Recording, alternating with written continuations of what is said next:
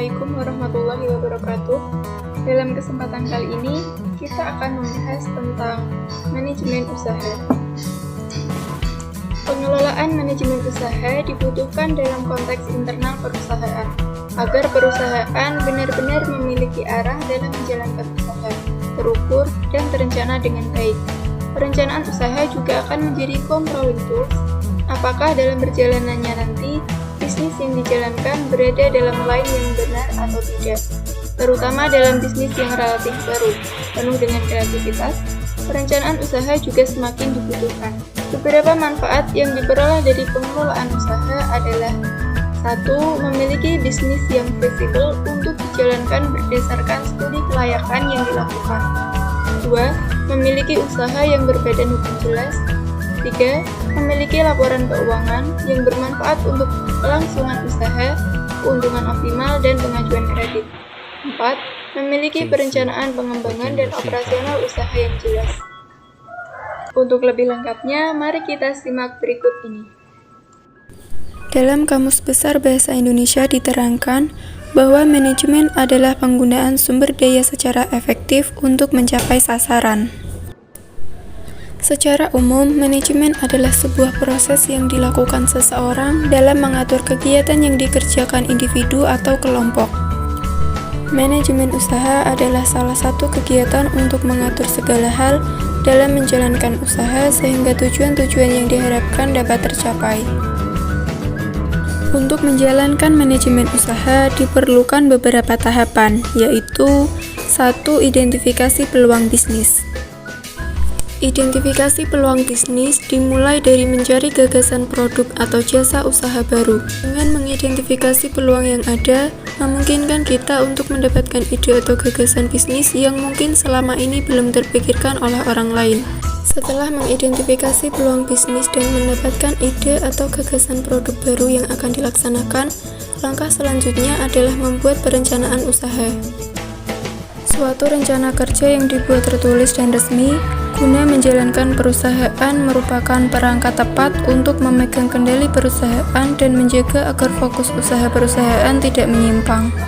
Setelah perencanaan usaha selesai dibuat, calon pengusaha harus melakukan studi kelayakan bisnis untuk menilai apakah bisnis tersebut layak dilaksanakan, dilihat dari beberapa perspektif.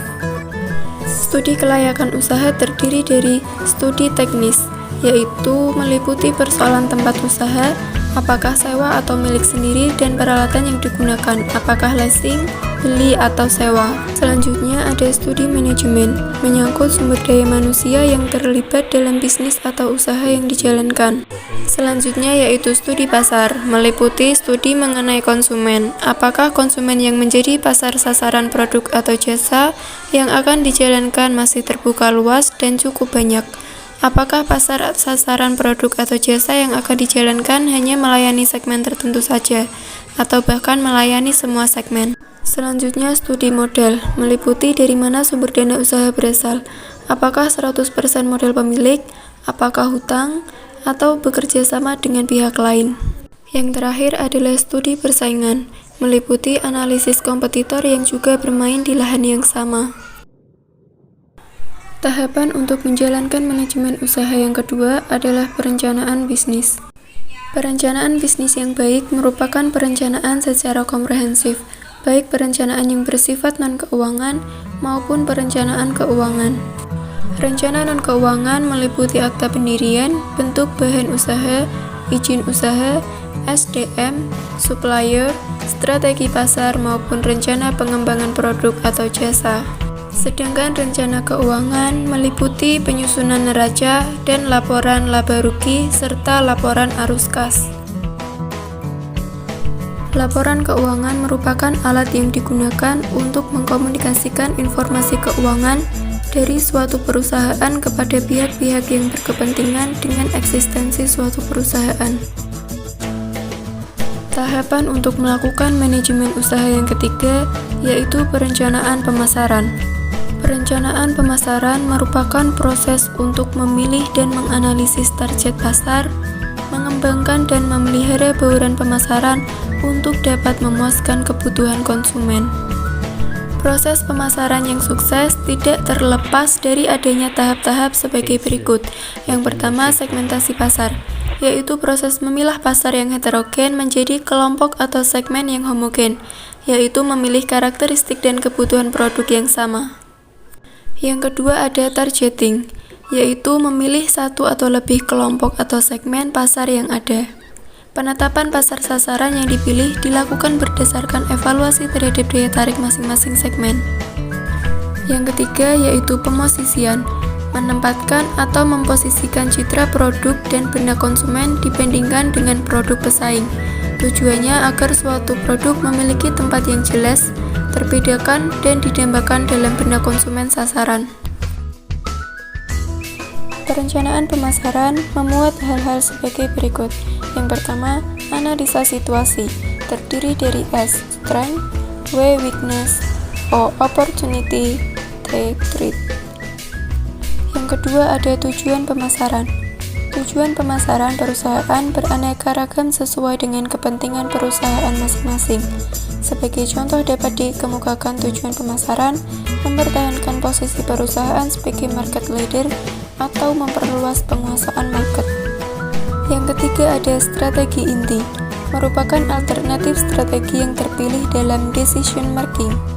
Untuk menghasilkan strategi inti ini, dibutuhkan pemikiran mendalam didukung oleh data dan fakta sehingga dapat dirumuskan secara tajam. Yang keempat ada jadwal pelaksanaan. Jika strategi inti yang ingin dilaksanakan berupa pengembangan produk, maka harus dijabarkan model, bahan, mutu, kemasan, dan sebagainya. Yang kelima yaitu anggaran pemasaran. Di dalam marketing, budget dengan jelas harus dinyatakan besar biaya yang diperlukan.